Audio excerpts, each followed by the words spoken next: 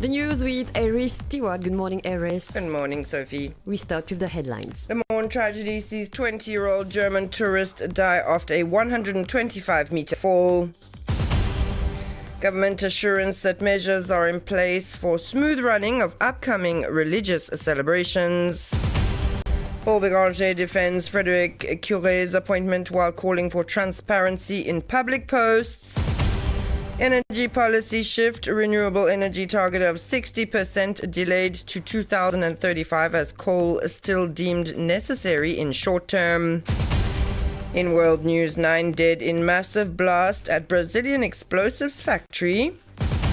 And in sports news, young Mauritian athletes receive a warm welcome home after outstanding performances in the Seychelles. A tragic accident occurred yesterday on the Morn Mountain, claiming the life of a German tourist called Hugo Bückel.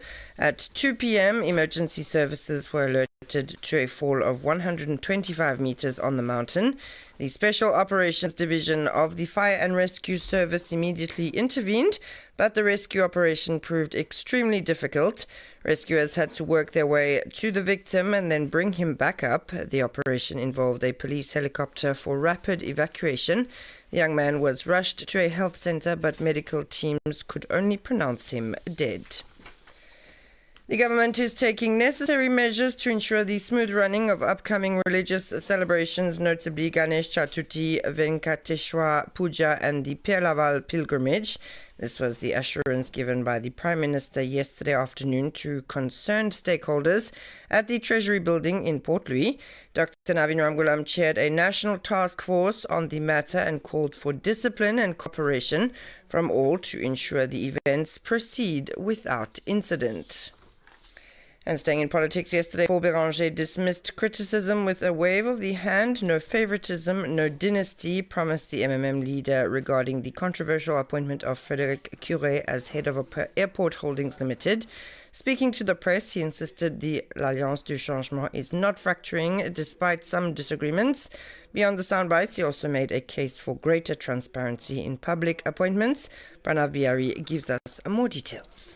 Neither favoritism nor dynasty. Paul Béranger did not mince his words yesterday morning when addressing the press. The appointment of Frédéric Curé as chairman of Airport Holdings Limited, a 100% merit-based decision proposed by Rajesh Bhagwan and Ajay Ganesh, he stressed, and despite a few disagreements over certain other appointments, the Deputy Prime Minister assures that no rift is on the horizon.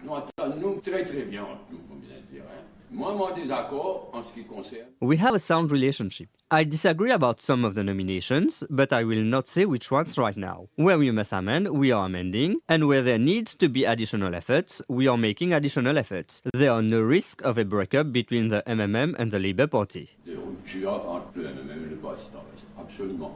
Paul Béranger also expressed support for an appointment committee similar to the Constitutional Appointments Authority in Seychelles to bring more transparency to appointments. On the energy front, the MMM leader warned that the situation is critical, that coal is only a temporary crutch, and that Mauritius must urgently invest in sustainable alternatives for the future. And staying on this press conference, the energy crisis was also discussed. The Deputy Prime Minister sounded the alarm, saying that electricity demand is surging and that coal use is unavoidable for now. The ambitious target of 60% renewable energy by 2030 has been postponed to 2035, a decision the government says is more realistic and pragmatic. But will this green transition be enough to guarantee the country's energy security? The answer remains uncertain. Pranav Bihari and Yassin Din Mahmoud tell us more. For years, renewable energy has been presented as the key to Mauritius's energy future. But between a strategic plan and the reality on the ground, implementation has been delayed, notes Professor Khalil Elahi, chairman of the Mauritius Renewable Energy Agency. There was a roadmap, but it was not implemented because there was no clear vision and means for it. This is how we have come to the current situation, where we have a huge delay in the share of renewable energy. The the objective of having 60% of our energy production from renewable sources by 2030 is not realistic anymore. Right now, we are at 18%. C'est en fait, nous déjà presque arrivé en 2026, dans 4 ans, et là, nous environ 18%. For the CEB, green energy is essential but not enough to ensure energy security. Mohamed Shamshir Mokun, head of production, nonetheless announces a feasibility study for a 400 to 500 megawatt natural gas power plant, which is less polluting than a thermal power station. Le soleil et le batterie, ils viennent de nous renouvelables seulement. Mais ils ne pas de nous ce qu'on appelle la différence entre le renewable energy et puis la sécurité. Solar energy and batteries do not provide energy security. Energy security means that at any given time we need power, we have it at our disposal. And this is only possible with diesel-powered thermal plants. But pollution is an important issue which should be considered. We are working on a natural gas power plant project, and with the help of the government, we are securing a vast of land, 10 hectares at Fort Williams, a power plant that will help us generate 400 to 500 megawatts of power. À Fort William, quand nous pouvons commencer une étude de faisabilité. Last Monday, during a workshop organized by Marina and the Ministry of Energy, Minister Patrick Siavaden officially confirmed the postponement of the target to 2035, a trajectory described as more pragmatic to support the country's energy transition. And yesterday at his press conference, Deputy Prime Minister Paul Béranger reiterated the urgent need to exploit coal in the short term, while affirming the intention to gradually move away from it in favor of renewable energies. And it's 9:07. You're listening to RM1, where we move now to international news, where 9 people have died on Tuesday after an accidental blast at an explosives factory in southern Brazil. Images released by the Paraná Fire Department showed a huge area covered in debris after the explosion, which happened around 6 a.m. 6 men and 3 women are still accounted for following the blast. Security forces, assisted by dogs, worked to search for the missing people. 7 others were also injured and being treated at nearby hospitals.